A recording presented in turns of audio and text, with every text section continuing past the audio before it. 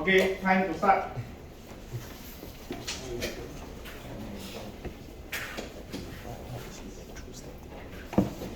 Okay, today we are talking about electrostatic condition. Okay, the most important thing on electrostatic is you need to know what sources that produce electrostatics. What are the sources that produce electrostatic?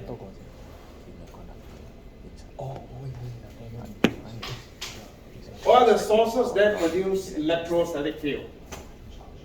Charges, positive or negative charges, that's all. Okay? Of course, under static condition, only positive charge and negative charge are sources. Later you find other sources. Okay? To produce electric field. See whether anybody has read tutorial 5. Besides charges, what are the sources that can produce electric field? Not for this tutorial.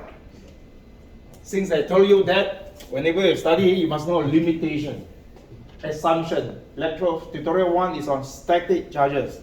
Whenever you have positive, negative charges, it produces electrostatic field. Electrostatic field means the E field doesn't change with time. Every time in doubt, look at Maxwell equation. There's one equation here, curl of E equal to minus del of E over here. Okay? Electrostatic is on stationary charges. You have positive, you have negative, positive going up, negative going in. Okay? Basically, you have two equations.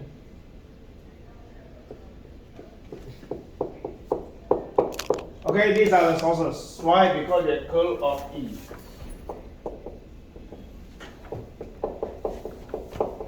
The other equation you should read is divergence of E equal to rho V. That gives you this one. Okay? The source is positive and negative charge. Just to let you know that the assumptions we make is there is no changing magnetic flux. When the magnetic flux changing electric field will produce. This is the next tutorial. That's why you need to know what is the curl here. The sources is changing magnetic field. If you are changing magnetic field, your magnetic flux here change, electric field will be generated and circulate. It's basically two types. One is charges, the other is changing magnetic field. That will be referred until later tutorial. Today we are dealing with stationary charges. Okay? In other words, the equation you learn, you must make sure that you know the assumption. Example here. You modify the equation, stationary charges, no changing field, magnetic field, then you have this equation. This equation only true for electrostatics. You have this divergence. Those who watch the video should look at this equation, divergence of this here. It does nothing to do with time. If a charge is stationary or moving, this law still correct. It's called Gauss law, by the way. Okay, Gauss law is universal. Changing time, changing charges, moving or not, Gauss law is still true. These two you add up. If I do this A, this one B, A plus B will call you equal to Coulomb's law.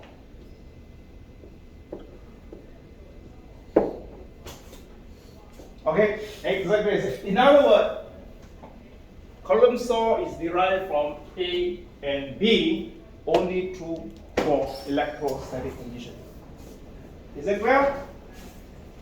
Okay, now let's look at this. Home-based learning for those who are late. Home-based learning, January 27 via Zoom. If Zoom is recorded successfully, I will post it on NTU Learn. It should usually work, unless something sign. Okay, let's look at electrostatic. As I mentioned that, electrostatic is only true for stationary charges. You are given charges somewhere which is not moving, there's really only one law called Coulomb's law, directly from Maxwell equation. As I said, 1A plus B, the equation there, give you Coulomb's law. Which means that if you are given any stationary charges, there are only one equation to solve. If you solve using Coulomb's law, there are two equations to solve, you are using differential equation. That one is for more complicated cases, we don't need it here. Okay?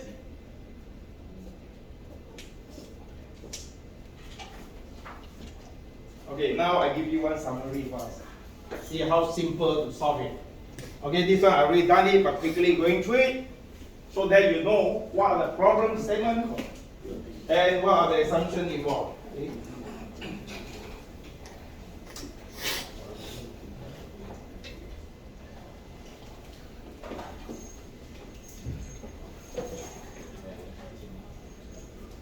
Assumption also given. Remember the keyword is here, stationary charges. We learned from very simple one first.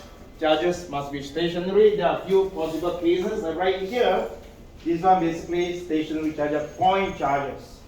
In other words, the charges just at one point, concentrate at one point. The charges may be distributed over a line, a surface, or volume. But all these cases, charges must remain stationary.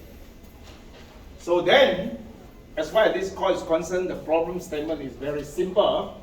We first look at point charge first before we generalize to the rest.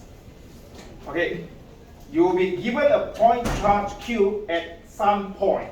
Okay, because it cannot move, you know exactly the coordinate. Okay, this charge cannot move.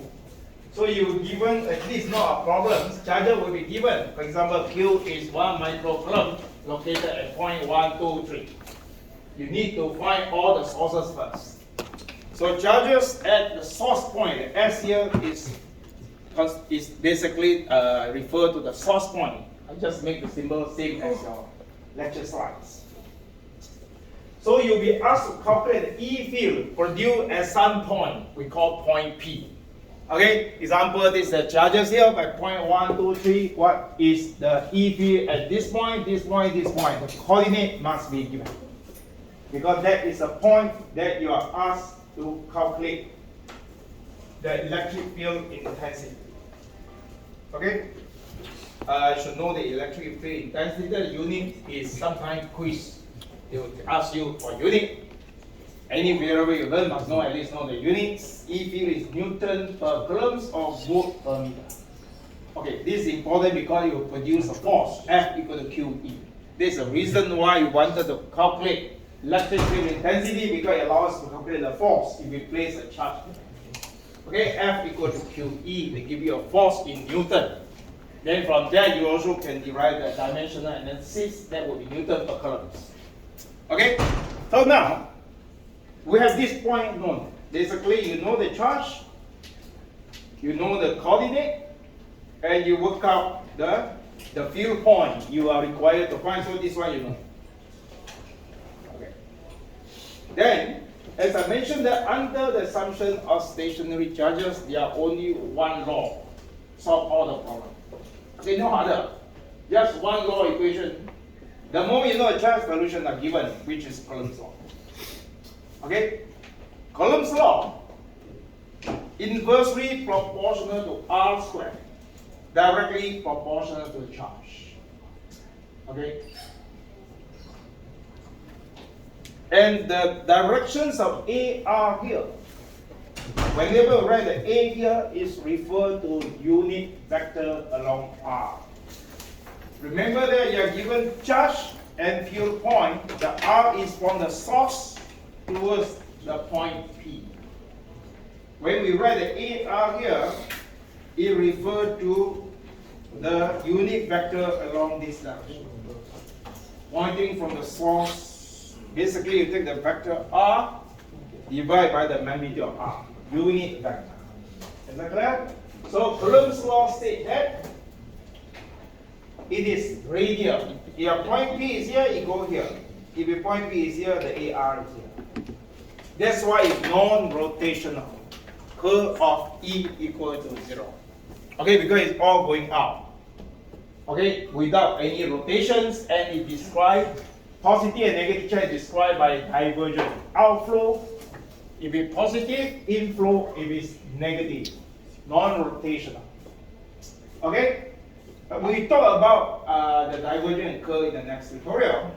And R squared, 1 over R squared, it's not really clear from this equation, but it can be proved that if divergence is constant, this basically inverse square. Which means that